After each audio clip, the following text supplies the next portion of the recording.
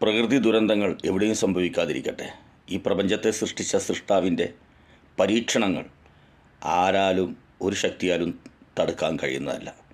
അതിലുണ്ടാകുന്ന നഷ്ടങ്ങൾ ഒരു കാലത്തും പരിഹരിക്കാൻ പറ്റുന്നതുമല്ല. എന്നാൽ ഒരു തവണ നഷ്ടം പരിഹരിച്ചതുകൊണ്ട് വീണ്ടും ഈ സൃഷ്ടാവിൻ്റെ ശിക്ഷകളോ പരീക്ഷണങ്ങളോ വരികയില്ല എന്ന് ഉറപ്പിച്ചൊരു ഭാഗത്ത് ഇരിക്കാനും കഴിയില്ല.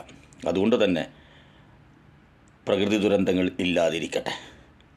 അതൊരു വേദനാജനകമാണ്. അത് വെളുത്ത വർഗത്തിൻ്റെ മുകളിലായാലും കറുത്ത വർഗത്തിൻ്റെ മുകളിലായാലും, ഏത് ക്രൂരൻ്റെ നെഞ്ചത്തായാലും ഏത് സ്നേഹമുള്ളവൻ്റെ നെഞ്ചത്തായാലും സർവശക്തൻ്റെ പരീക്ഷണങ്ങൾ ഒരാളാലും താങ്ങാൻ കഴിയില്ല. എല്ലാ മനുഷ്യനും ഭൂമി ജീവിക്കുമ്പോൾ ആഗ്രഹിക്കുന്നത് സമാധാനമാണ്, സന്തോഷമാണ്, സംതൃപ്തിയാണ്. അത് ഫലസ്തീനികളായാലും ഹൂതികളായാലും ഇറാഖികളായാലും അഫ്ഗാനിസ്ഥാനായാലും ഇന്ത്യയായാലും ഇനി അമേരിക്കയായാലും ഫ്രാൻസ് ആയാലും ഏതെല്ലാം രാഷ്ട്രങ്ങൾ ലോകത്തിലുണ്ടോ, മനുഷ്യൻ എവിടെയെല്ലാം ഉണ്ടോ അവർക്കെല്ലാം ആഗ്രഹം അവനവൻ്റെ മക്കളെ നോക്കി നല്ല ജോലി ചെയ്ത് കുടുംബം പോറ്റണമെന്ന് സാധാരണക്കാരൻ. ഭരണാധികാരി ചിന്തിക്കുന്നത് അവനവൻ്റെ രാജ്യം മറ്റു രാജ്യങ്ങളെക്കാൾ ഉന്നതമായ സംതൃപ്തിയുള്ള സമാധാനമുള്ള രാജ്യമായി ഞാൻ ഭരിക്കണ കാലം വരെ ഇരിക്കണമെന്ന് ഓരോ മനുഷ്യനും. അത് എല്ലാ മനുഷ്യൻ്റെയും ആഗ്രഹങ്ങളും ആവശ്യമാണ്.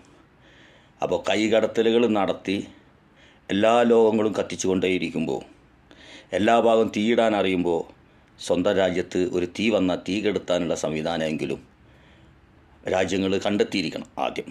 കാരണം തീയിടുന്നത് ഏതെങ്കിലും ഒരു വ്യക്തിയാണെങ്കിൽ ആ രാജ്യത്തെ ജനങ്ങളെ വേണമെങ്കിൽ തീവ്രവാദിയാക്കി ലോകത്തിൽ മുദ്രകുത്താം, അല്ലെങ്കിൽ തോണ്ടാനും ആക്രമിക്കാനും കത്തിക്കാനുമുള്ള ആയുധങ്ങളുമായി കപ്പലോ വിമാനവുമായി ചെന്ന് അവരെ തകർത്ത് കളയാം.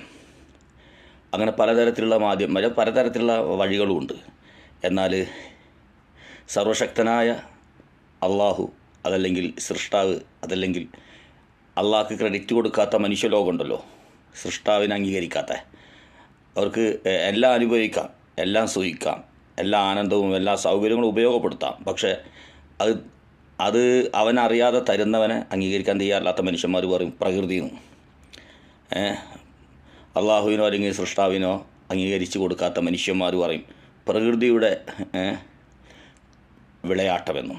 അപ്പോൾ അതുതന്നെ പറയുന്നത്, ആ പ്രകൃതി ചെയ്യുന്ന കാര്യങ്ങൾക്ക് ഒരായുധമോ ഒരു കപ്പലോ ഒരു പീരങ്കിയോ അല്ലെങ്കിൽ ഒരു പ്രതിരോധശേഷി അയോഡോമോ ഒന്നും സാധിക്കില്ല.